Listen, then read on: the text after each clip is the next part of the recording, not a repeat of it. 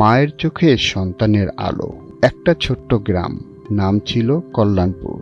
সেখানে থাকতেন এক দরিদ্র মা, নাম তার কমলাবালা। স্বামী বহু বছর আগে মারা গেছেন। একমাত্র ছেলে রিফাত তখন ক্লাস 7-এ পড়ে। মায়ের চোখে রিফাতই ছিল পুরো পৃথিবী।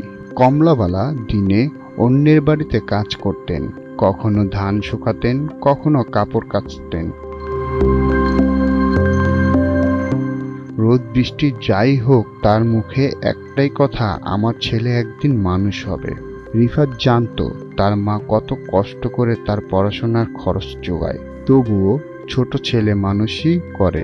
মাঝে মাঝে বন্ধুর সঙ্গে ঘুরে বেড়াতো, ফুটবল খেলতো, বইয়ের চেয়ে মাঠেই সময় কাটাতো বেশি। একদিন স্কুলের শিক্ষক বললেন, আগামী সপ্তাহে বার্ষিক পরীক্ষা, ভালো রেজাল্ট করলে বৃত্তি পাবে। রিফাত শুনে একটু চুপচাপ হয়ে গেল।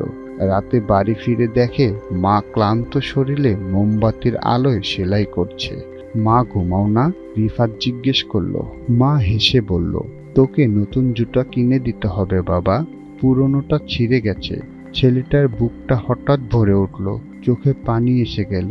সেই রাতে রিফাত নিজের মনে প্রতিজ্ঞা করল, আমি মাকে আর কাঁদাবো না, আমি ভালো করে পড়ব। পরের দিন থেকে সে বদলে গেল। সকালবেলা পড়া, দুপুরে স্কুল, রাতে মোমবাতির আলোয় পড়াশোনার মাঝে মাঝে মা বলতেন, এইটুকু আলোয় চোখ নষ্ট হয়ে যাবে বাবা, একটু ঘুমিয়ে নে। রিফাত বলতো, না মা, তুমি তো কষ্ট করো আমার জন্য, আমি কি একটু কষ্ট করতে পারবো না?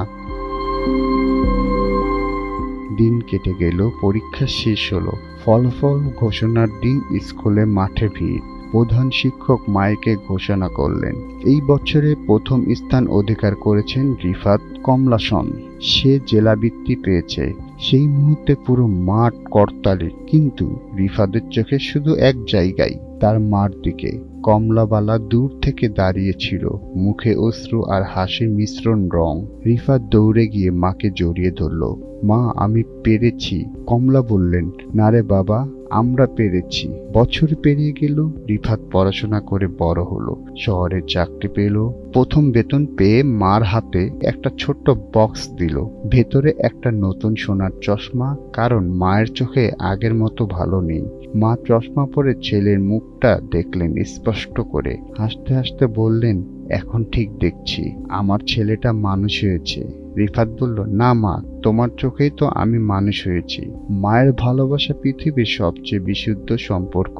তিনি নিজের স্বপ্ন, কষ্ট, সুখ সব উৎসর্গ করেন সন্তানের জন্য। যে সন্তান মায়ের চোখের স্বপ্ন রাখে, সেই জীবনও কখনো হার মানে না।